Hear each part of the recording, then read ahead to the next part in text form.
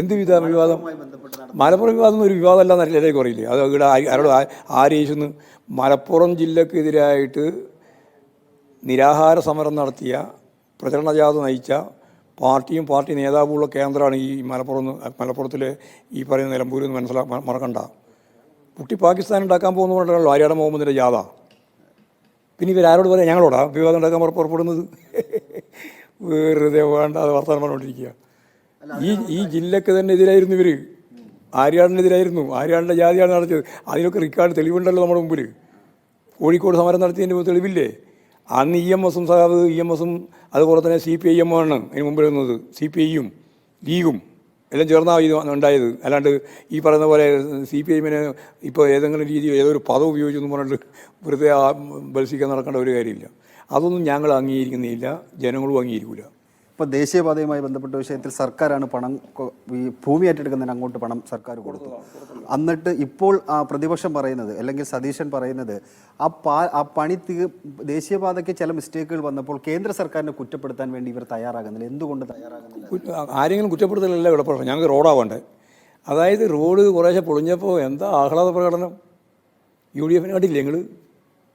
UDF ആഹ്ലാദത്തിലായിരുന്നില്ല. എന്താ ആഹ്ലാദം? കാരണം ഇടതുപക്ഷ ജനാധിപത്യ മുന്നണിയുടെ ഗവൺമെൻറ്റിൻ്റെ കാലത്ത് വരുന്ന മാർച്ച് മാസത്തിന് മുമ്പ് ഈ 6 വരി പാത 66, അതാണല്ലോ നമ്മുടെ നാഷണൽ ഹൈവേൻ്റെ NH-ൻ്റെ 66, ആ 66 പാത മുഴുവൻ ഒരറ്റം മുതൽ മറ്റൊരറ്റം വരെ കൃത്യമായിട്ട് പോകുന്നൊരവസ്ഥ വന്നാൽ എന്താവും ചിത്രം എന്നുള്ളതിനെപ്പറ്റി നല്ല ഉത്കണ്ഠ UDF-കാർക്കും ഉണ്ട്, എല്ലാവർക്കും ഉണ്ട്.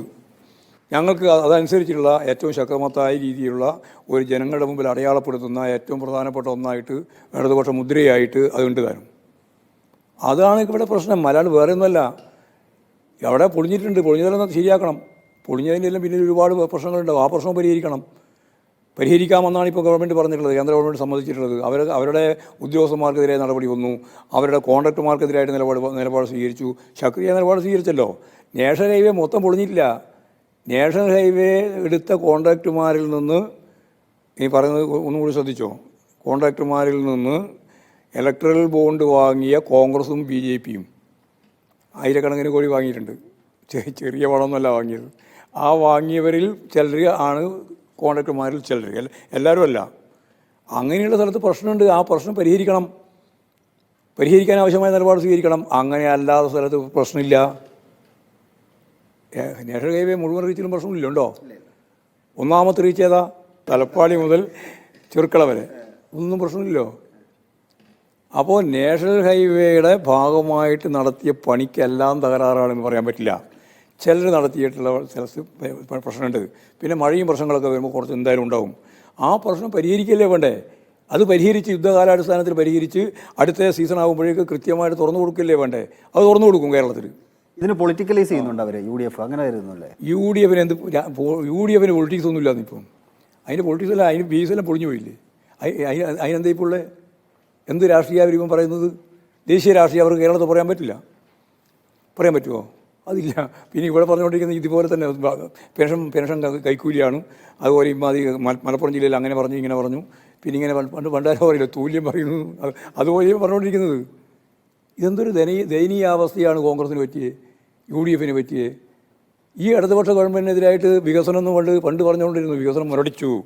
ഇപ്പം വികസനം എന്ന് പറയാൻ ധൈര്യമില്ല. കാരണം അപ്പോൾ പിന്നെ മണിക്കൂറുകൾ അങ്ങോട്ട് വികസനത്തിൻ്റെ ഒരു ചിത്രം അങ്ങോട്ട് വരാൻ പോകുന്നത്. അതുകൊണ്ട് വികസനം പറയാൻ ധൈര്യമില്ല. അതുകൊണ്ട് വികസനത്തെപ്പറ്റി മിണ്ടുന്നില്ല. പിന്നെ പണ്ട് പറഞ്ഞുകൊണ്ടിരുന്നത് എന്താണ്? അഴിമതിയെപ്പറ്റിയാണ്. അഴിമതിയെപ്പറ്റി 9 കൊല്ലത്തിനുള്ളിൽ ഒരു അക്ഷരം പറയാൻ പറ്റിയില്ല. ഒരു കാര്യവും പറയാൻ പറ്റിയില്ല, മിണ്ടുന്നില്ല.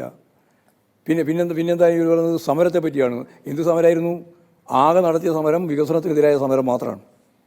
നാഷണൽ ഹൈവേക്കെതിരായിട്ട് നടത്തിയ സമരം, സിൽവർ ലൈനിനെതിരായിട്ട് നടത്തിയ സമരം, ഇപ്പോഴും നാഷണൽ ഹൈവേൻ്റെ പ്രശ്നം വന്നപ്പോൾ അത് നടത്തിക്കൊണ്ടിരിക്കുന്ന സമരം.